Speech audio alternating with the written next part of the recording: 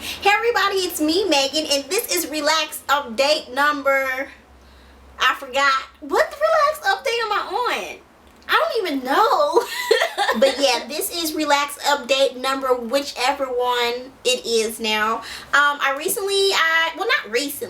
believe I am 8 weeks post right now, so my relax updates are a little late than normal. I don't do my relax updates when I first relax my hair anymore, just because I really do not like the way my hair looks when I first relax it, just because, you know, when you first relax your hair, it tends to be like really flat and have really no body.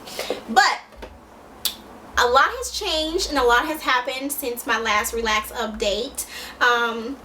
But what I have went back to using, I did go back to using ORS No-LYE Relaxer in normal, and this is what it looks like if you're not aware. The reason why I went back to using the No-LYE, just because I really love the way it makes my new growth texture look after I relax it, because like I said a few months ago that I did start texlaxing my hair, which means I do not relax my hair bone straight anymore. I like to leave some texture in my hair. So using the No-LYE version, I feel like it achieves a better result as far as me wanting to have texlax hair. So that's why I switched back over to using this. So I relaxed my hair 8 weeks ago. I no longer do my relax updates when I have a fresh retouch, just because I really don't like the way my hair looks when I, you know, get a fresh retouch, because it's really flat and it has really no body. So I like to wait just a little longer. So right now I am about 8 weeks post. Now 8 weeks ago when I relaxed my hair, I was on a stretch and I relaxed my hair, or retouched my hair, at 26 weeks post relaxer. And that was my very first time ever doing a stretch. It wasn't as hard as I thought it would be, but I don't think I'm going to be stretching anymore. Stretching is not really something that I could find myself doing just all the time. I normally, before I did my stretch, I would retouch my hair every 10 through 14 weeks or 16 weeks depending on how I'm feeling. So I may just, you know, go back to stretching or retouching my relaxers every 10 through 16 weeks. So that's what I'm going to do. I don't know. I don't think I'm going to be stretching anymore. Stretching, it wasn't hard or anything, and it wasn't something that I felt like, you know, I just need to do every time. It's not that I didn't like it, it's just, it's a lot of work and a lot of maintenance. So it is, yes, it is hard, but it wasn't as hard as I thought it would be. What else did I want to mention? As far as the stretch, I did gain a lot of length, and I did run into, before I talk about that, I did gain a lot of length, and when I was retouching my hair, it was kind of hard to tell where my new growth stopped. So as far as when I was retouching my hair, it was hard to figure out where to put the relaxer. So some parts haven't really been hit by the relaxer, so I have a few spots in my hair that were still like had no retouch or no relaxer applied to them, which is okay. So when I retouch again, I'll probably just go down a little further so I can hit those areas, so those areas will match my texlax texture. So yeah, I did get my trim back in February, and I had 3 inches removed from my hair back in February.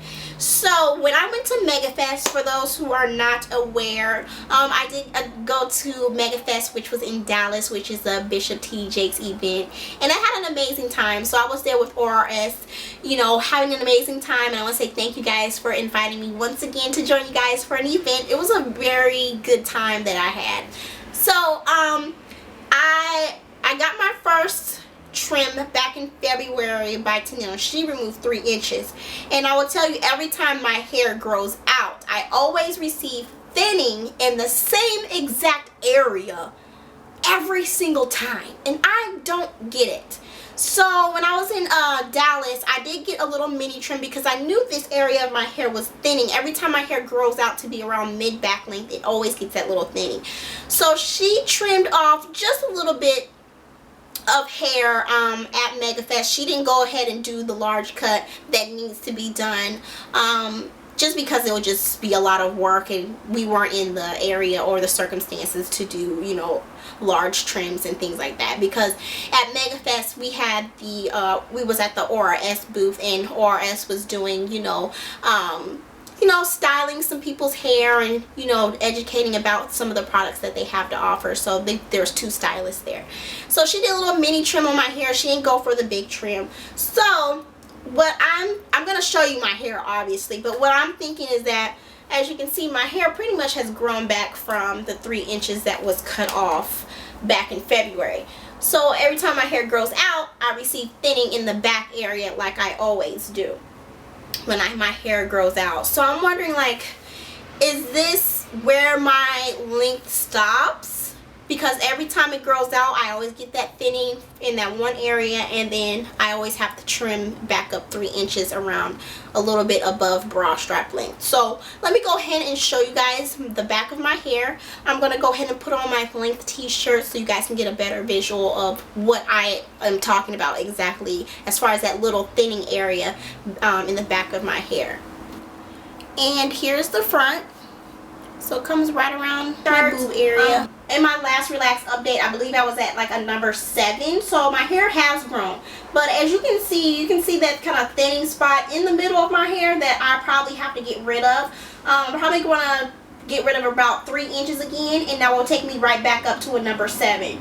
So that is what I am struggling with right now. Every time my hair grows back out to be around mid-back length, this kind of always happens in the same exact area, and I just need to figure out how to avoid that for next time, because I'm definitely going to go ahead and chop it off once again back up to that number 7, which will lead me back up to around bra strap length.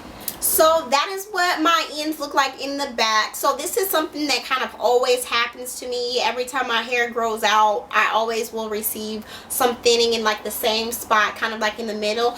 And also this is quite normal. As your hair grows out, the oldest part of your hair is the weakest. So it's bound to happen, especially if you have long hair. It's kind of like wear and tear on your hair, especially if it's long. So it's really hard to maintain long hair as it grows out, as you can see. So basically what I have to do, like I said in the clip before, is probably just cut off get 2-3 inches and I'll be fine.